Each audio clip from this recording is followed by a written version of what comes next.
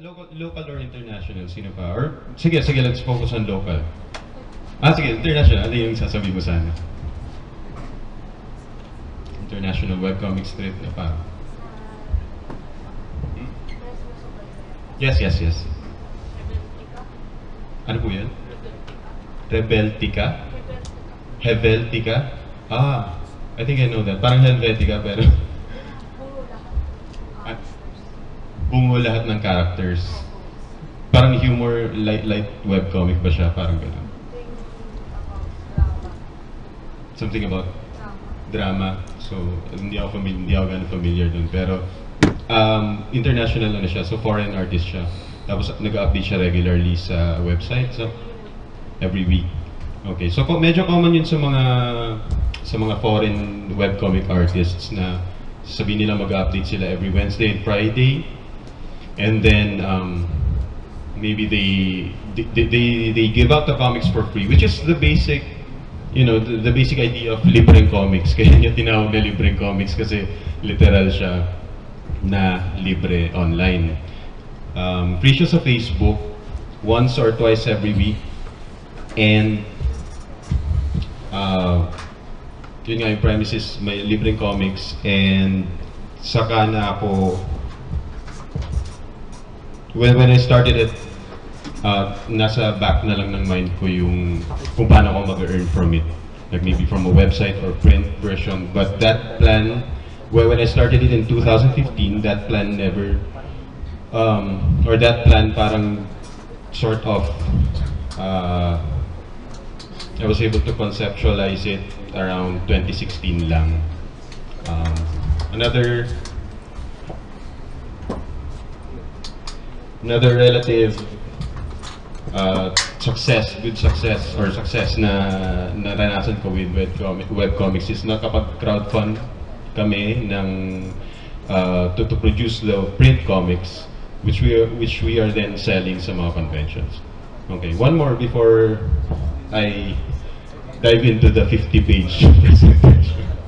Medyo kinabahan ako sabi Arnold Ari Happy to Libo. So, kagabi 50 pages. Dapat pala ayan, so yan, mamaya makikita nyo na lang sa comics yung kung paano ako nag-prepare ng 50-page presentation. So one more webcomic, RD. Friday Comic Fun Time kay Jolo and Miko Lebelo. Ayan, si Miko Lebelo is director, di ba? Siya yung nag-direct ng ano yun? Tanods, tama. Yung Tanods, yung web series from TV5. I think D5 ang pangalan ng outfit na yun na nagpo-produce ng online content lang. Ayun na, pinapawisan na ako. May projector pala. So, ang sitwasyon naman niya is director siya, si Direct Miko. Siya rin yung nag-direct kay Kiray, yung I Love You to Death, yun. Lumabas yun sa major cinemas. Pero nag-team up sila ng kapatid niya, si Sir Miko Livelo at si Jolo. They created Friday Comic Fun Time, which is basically a comic about puns. I-follow nyo rin yun. So, I guess, kaya ako pinamention yung mga yan kasi thriving naman yung comic community natin dito. Although there are a few problems about distribution, regarding distribution and the likes. Kaya nabanggit ko rin yun kasi relatively may success kami. Although it's not without hard work talaga na i-distribute mo sa Davao, kunwari, naghahanap kami ng cafe doon which can carry our books. It's not without hard work na you distribute independently without the help of big publishers. Teka. Alright. Kasi humor or entertaining webcomics tayo. I'll try to make this as light or as fun as possible. We're going to take a look at Pinoy comics on social media, which is, like I said, hindi ako expert pero yun yung naging magandang experience ko so far. Papakilala lang ako. TOTO Madayag, 32 na pala ako. Lead artist graphic artist sa isang telco. So yun yung day job ko. Ginagawa ko lang actually yung comics on the side. And by on the side, I mean around 10 p.m. pagtulog na yung baby ko, tapos medyo puyat na ako, kaya sobrang thankful ko lang na kinabukasan pagka-post ng comic, pagka-schedule ko na na-post yung comic, walang typo, or walang naliligaw na linya, walang naliligaw na kamay, or extra fingers. Creator of Libreng Comics sa Facebook, do check it out. Yun nga, pangalan niya Libreng Comics, and meron akong independently published book. It's called Pucha Eddie Comics. So ito yung Facebook page. From the time na inano ko to, nag-grow na siya to 100,000 followers. I'll just quickly run through this kasi bio lang naman to. I've done work for FHM, webcomics nung ito, si Mar Rojas pa, so nung election period ito.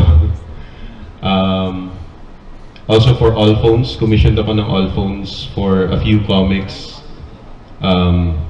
comic strips regarding brand awareness and page engagement. And ito yung book ko, written and illustrated by me.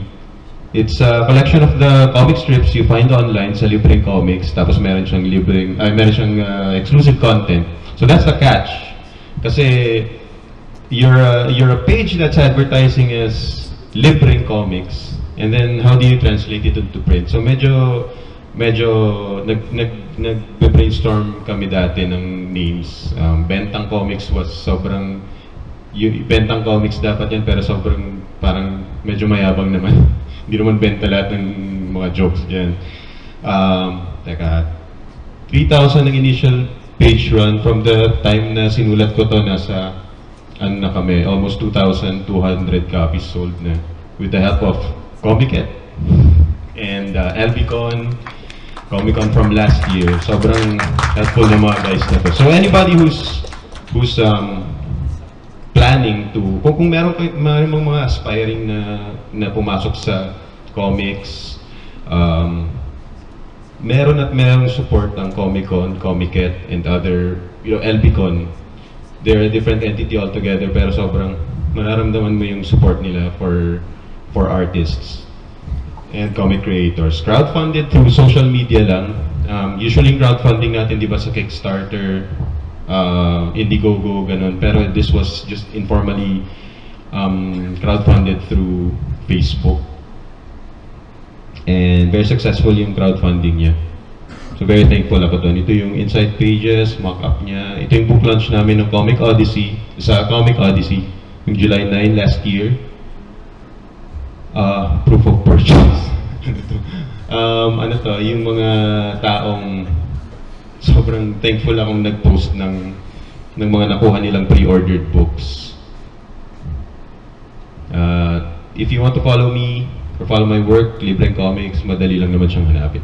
Instagram, Twitter. Alright, so I guess we'll just quickly run through 3 parts kasi ito yung presentation ko. So like I said, medyo mahaba siya, pero I'll just keep it brief. Lalo na yung mga parts na yung if you want to start a webcomic, a very light webcomic, how do you plan it? How do you start it? What are yung best practices nga nasabi ko na pwede kong ma-impart sa inyo? And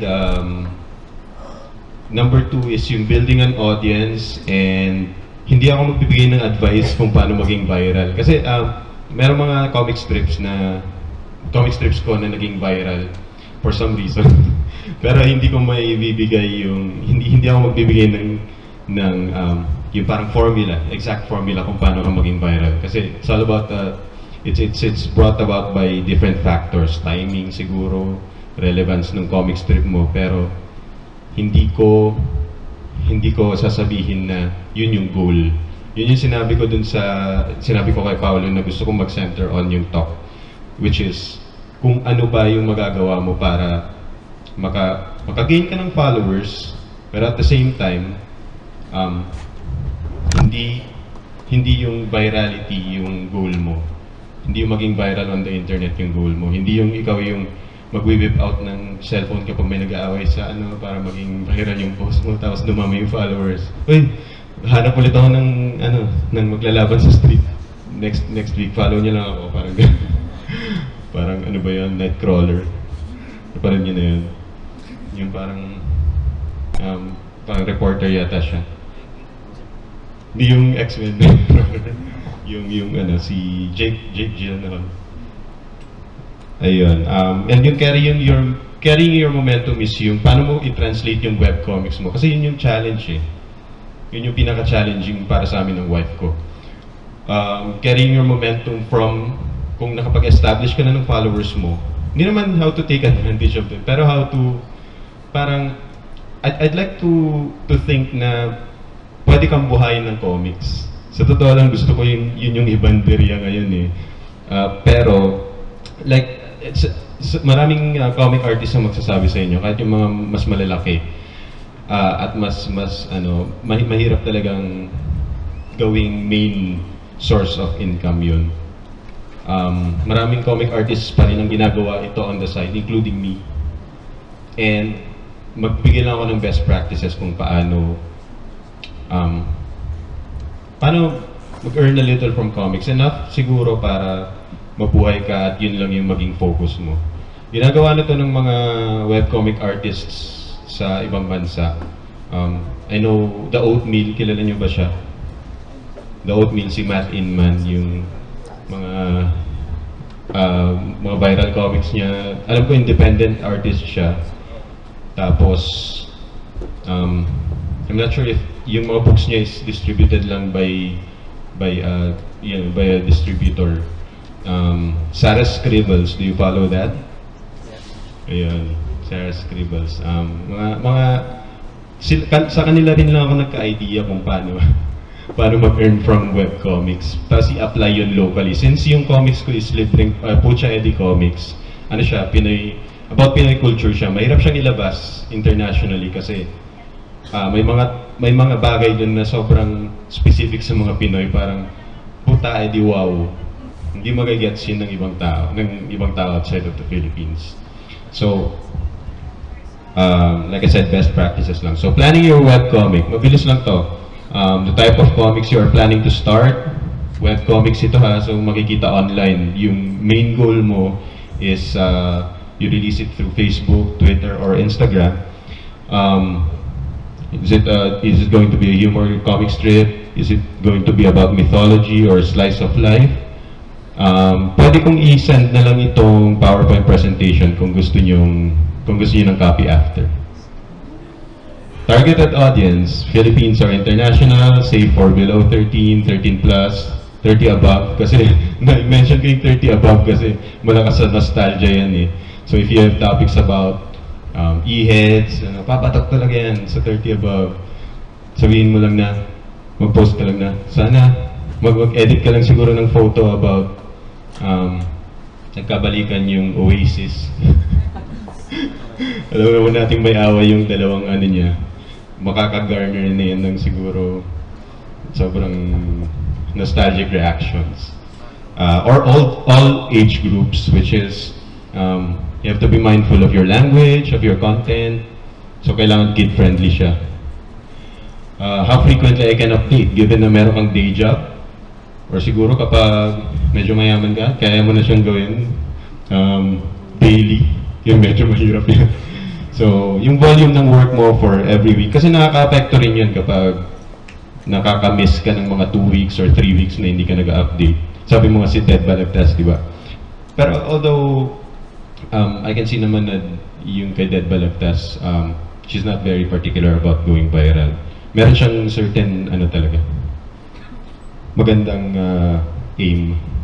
Or bi-weekly or monthly. Which channels I will be using? Facebook, Instagram, Twitter, Tumblr. Yung call center comics ko, I released them through Tumblr. Pero I found out na Facebook is the best actually. Or your own website. Kasi we're talking about social media, so yung website, naka-parenthesis siya. Ayan, sa mga samples ng comics ko, laki niya, grabe. Ngayon ko lang siya nakita ng ganyang kalaki.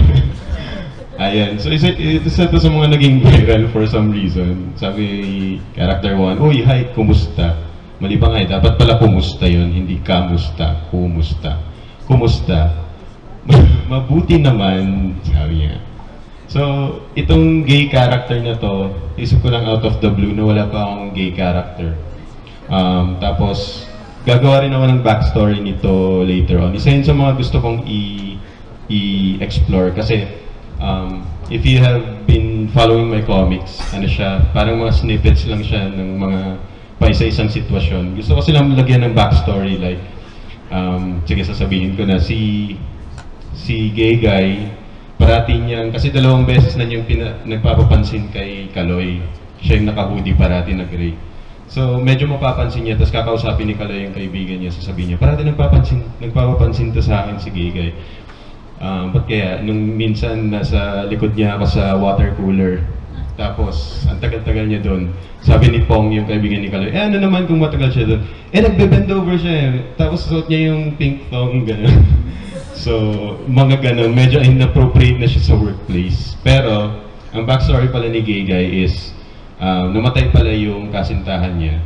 Tapos, ba't ko sinasabi ito? Hindi ko na mabibenta yung comics na yun. Pero syempre, exclusive preview. Tapos, Kaloy din pala yung pangalan nung ano niya, nung namatay na boyfriend niya. Tapos, in the end, medyo malungkot siya.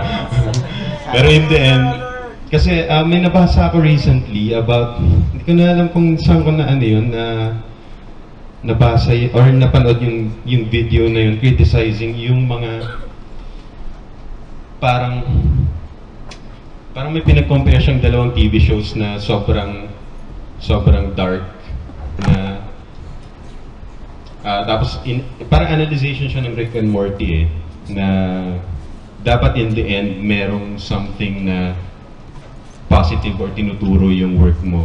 Kapag parati kang criticize tapos wala ka namang sinasabing positive in the end. Gusto ko rin magkaroon ng ganun yung comics ko. So, what better way to show it than yung napapanoong issue about the discrimination against gay people, di ba? Or the LGBT community.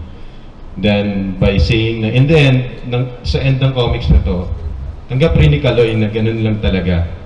Although hindi niya i-entertain yung feelings ni Gay Guy sa kanya, tanggap niya na ganun lang talaga. Because it's a certain situation na kapag alisin mo yung gay factor, kunyari gawin mo siyang babae, bakit may pinagkaiba, di ba? Parang, ayoko mag-preach ngayon, pero sana pag lumabas yung comic strip or yung long form na comics na yun, supportahan nyo pa rin. Okay, moving on.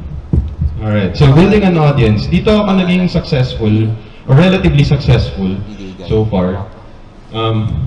Gumising ako 100,000 followers. Hindi, joke lang. Yabang naman. Pero, yun nga, parang sobrang ano lang, best practices lang. If you want to test run with your friends yung comics nyo, if you're starting out a webcomic, test run it with friends na wag ka muna kayong gumawa ng page. Tingnan nyo muna yung reception ng friends nyo. Yan yung ginawa ko with LIBRENG Comics. Post on personal social media accounts or account to check if your friends like your comics in general or if they can give you comments or suggestions for improvement. Parang ganun. Katulad ng mga kasi black and white siya dati, tapos sinabi ng friends ko, kulayan mo kaya, baka mas entertaining. So, trinay ko, baka ganun mga simpleng bagay lang na you can get from friends. Kasi syempre, ano naman sila, you can get honest feedback naman from friends most of the time. And then create a dedicated page for it once it's ready to launch. More best practices when building an audience, join comic book groups sa Facebook or local comics appreciation groups. And comment regularly on webcomics to show your appreciation. Yung mga webcomics natin like Dead Balagtas, malaking bagay yun kapag shinare or, bad puns. Nandito. Yung mga comics ng friends ko. Two-time nominee. Komiket nominee. Again, attend Comic Cons, leave maybe cool business cards. Yun yung mga napapansin kong madalas na lumalapit sa akin, yung mga nagbibigay ng stickers, tsaka nagbibigay ng mga business cards, collaborate with newfound artist friends, and basically don't be a jerk. Online or offline. Ito naman yung next na isa siguro sa mga magandang i-point out is yung kung saan nagsimula yung ano na to, comic na to. Bakit may carpet na naman dito? My God, I hate drugs. Yan, medyo simple lang siya. Kasi nga dun sa I hate drugs comment ni President Duterte. So, mga polarizing topics na ganito, yung nire-ridicule mo yung politicians or celebrities, you can either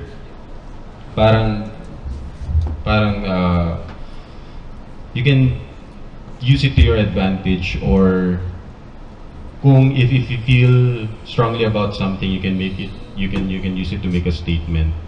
But at the same time, you need to be mindful of your audience. So that's what the next topic is, or that's where we're going sa next topic. Is there really a need for virality? Yung very conscious ka na going viral yung post mo or going viral yung comics mo. Kailangan ba talaga yun? On one side, you consciously trying to make your webcomics go viral. For example, you stick to a formula that works. Do you guys follow Altered? Hindi ko alam yung comic artist, pero Altered, di ba? That guy who always makes his emotions into an outside force. Oo, tama. So, parang to put it simply, yung face niya is sadness, gano'n. May nakasulat na sadness or stress, gano'n. Parang he's sticking to a formula that works. So kung yung mga first few comics niya went viral because of that formula, yung mga life experiences na, why not do it for the next few ones, di ba? Of course, discussing current events, yun yung isa sa mga ways para to make sure your comics get the attention. Making comics that discuss topics you feel strongly about. You guys follow Has Smile. Very ano siya, di ba? Very strong siya about her views, which is very good. Very good yun. Although not a lot of people agree with her views. That's the internet for you.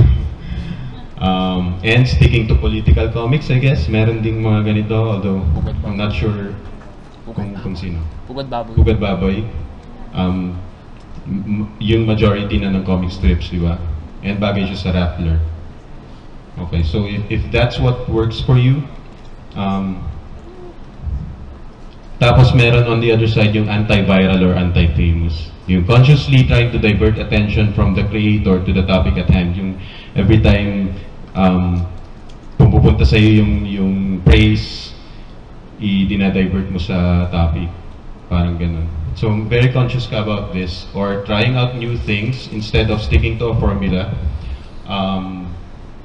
And meron yung times na hindi ako nagdi-discuss ng current events kahit yun na yung pinaka-current or pinaka-hot topic ngayon.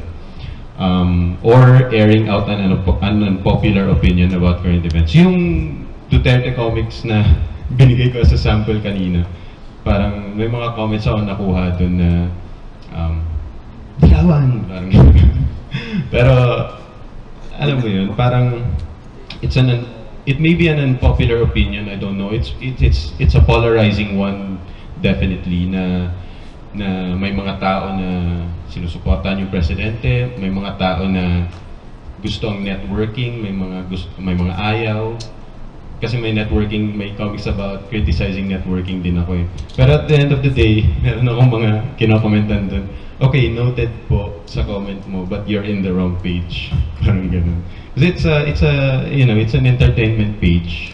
It's a satire page. So, very rare na makipagdebate ako online when I'm airing out an unpopular opinion. Okay, so tips for future webcomic creators. Write about what you know versus forcing yourself to write about something you're unfamiliar with. Very common, or may mga instances na some webcomics would release comics about a hot topic, kunyari Miss Philippines or yung kamatis. pare pulis ako. Pero gusto ko talaga gumawa ng comics dati about that. Pero wala akong maisip, wala akong mapiga.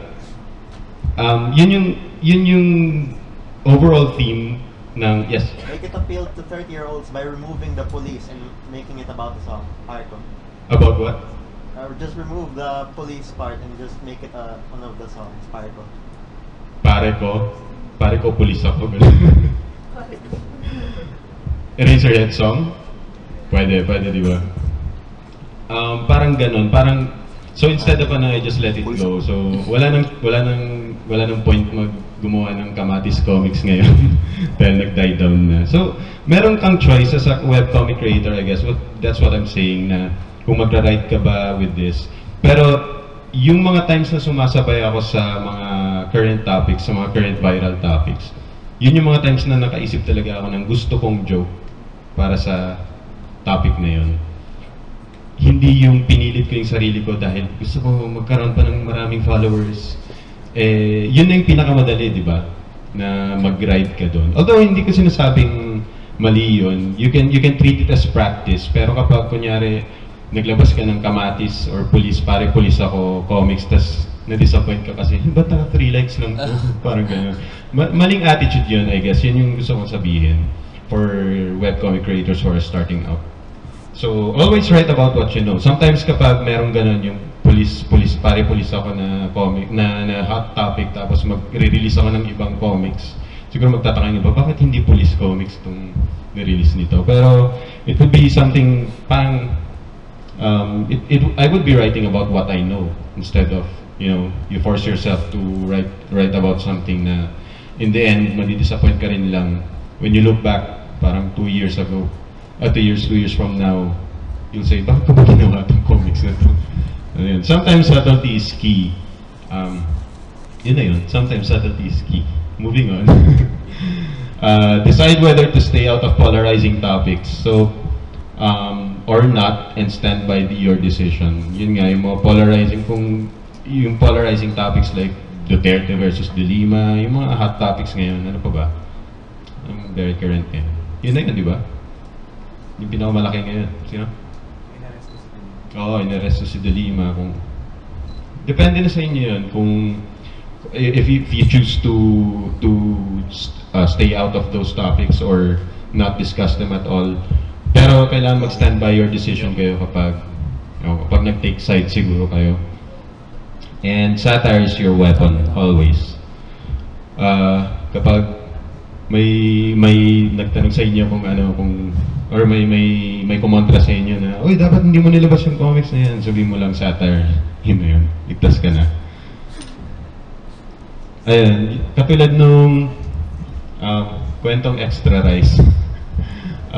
Kasi it's from my own experience eh, kasi bumili ako ng meal, tapos kulang ako ng rice, tapos nung tinanong ko kung magkano yung extra rice, 25 pesos, tapos bigla akong naisip, baka kalahating kilo na yun ng jasmine rice. Maganda. Ano na nga yun, 3/4 kilo na nga yun ng mga murang rice ngayon, di ba 43, 42 na ngayon yung rice. So bali kalahating kilo yun, no? Kaya na yung buong barkada niya. Tapos, siguro medyo offensive pa tong comics na to nung kamamatay lang ni Kuya Germs, pero sana ma-enjoy nyo to kung nasa heaven siya. Ayan siya. Nung namatay si Kuya Germs, nalungkot ba si Ate Germs? Tapos pink yung buhok niya kasi nagpakulay siya ng buhok. At sina Mama at Papa Germs naka-bowler hat, fedora si Papa Germs. Pati si Little Baby Germs. Ayan, tinatawa ko yung sarili kong comics. I'm sorry, Lord. Di ba sa huli sabi niya, I'm sorry, Lord, hindi na po ako uulit sa joke na ganito. Pero nilabas ko naman ito mga 1 year yata after mamatay si Kuya Germs. Pumanaw. Sorry, Kuya Germs. Ayan, tapos, the last part of the presentation, and if you guys want to ask me something later, maybe kayo nang bahala, pero I would say yung about independent publishing siguro, kasi that's my main thing eh. That's what I'm going to discuss here sa last part. Are you going to go indie or course it through a publisher? You could ask me personally kung paano mag-pitch sa publishers, kasi trinay ko rin naman yun. And actually, there were about 3 publishers na nakausap ko, pero the deal didn't push through. And that's good. Kasi when I went indie, things are good, I guess. Print or digital release of the book, malaking debate pa rin to kasi for digital, pwedeng mapirata yan. And people, like yung Komiket, kahapon, sobrang hungry pa rin ng mga tao for print versions of your work. People, yung ina-underestimate ata natin madalas yung support ng people, actually. You just have to know how to market your stuff properly. Yes? Oh. Because everything that's online is for free, does it affect your sales on print? Yung question mo is because for everybody to hear, because everything online is free, does it affect your sales sa print versions? I would say you just have to parang market it in such a way na gumawa ko ng 50 extra strips para dun sa book. So yun yung main. Like something it will attract the buyer. Tama, yun yung bait. I wouldn't like to call it bait, pero kasi susuportahan ka naman nila eh. Pero you have to give them something extra. Nanggaling kasi ako sa call center, so parating iniisip ko extra mile. Malakas sila dun eh. Parati ko na yun. Pag magbibigay ka ng customer service or technical support, extra mile parati. So I would, parang yun yung dun umikot yung marketing campaign namin last year for the book, for the launch of the book. Naengganyo yung mga tao na bumili ng print version kasi may 50 extra comics, tapos excited din naman sila. May momentum rin na excited sila na makita yung print version ng book. Deciding which merch to produce, mga mugs or stickers, it depends kung komportable kang i-turn yung art mo into these merch. Shirts for Sir Arnold Darren Mannix, of course. And then book launch options, maraming comic book stores na local comic book stores na very willing to hold your book launch. Basta kausapin mo lang silang mabuti. Yun yung sinasabi ko, yung support ng community. Once you're inside it, once magpakilala ka, kahit nga magpakilala ka lang eh. Kasi yung group namin, yung group ni na Mel, Kasipit, ni na RD, itinake in din lang nila ako eh. So malaki yung utang ko sa kanila. Tapos, at the same time, binibring in namin sina office mates, anong pangalan nila, Hidori Matsui. Tinutulungan din namin sila na mag-produce ng merch and ng comic books nila. Ano yung cheapest options to print when you're independently publishing. And the last point is comics as a main source of income. Ito medyo tagilid pa to for now. Pero I would say, pag independently published ka or pag self-published ka, kaya naman to. Kaya to. Basta, kaya mong mabuhay sa isang studio apartment na studio type na maliit lang. Joke lang. Pero ni-encourage ko ang mga tao ni-explore tong independent publishing as a way of life or sa main source of income. Ito yung mga merch na binibida ko madalas sa mga conventions, so stickers, print cards, bakit yung resolution? So, greeting cards. Ito yung Valentine's cards dati na medyo nahuli lang ako dun sa hype ng energy gap. Pero ako kasi hindi na ako nanonood ng TV.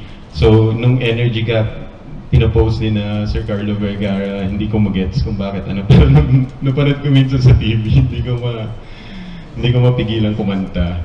So, ginawa ko itong Valentine's card na to. Tapos, ito yung mga print cards and birthday cards. Ginawa kong birthday card si Happy Birthday at saka si Ice King. So, kailangan at a certain level dapat komportable kang i-turn yung art mo into this. Mas okay siguro sa akin kasi it pertains to humor.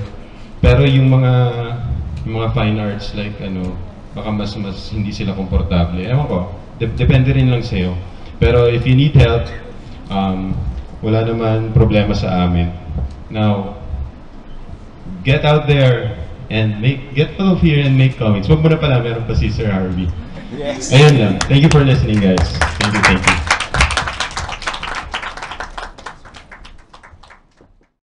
Ardi Aquino, Gustavo Custodio, Mel Casipi, Jill Tuscow, in the Comics Podcast.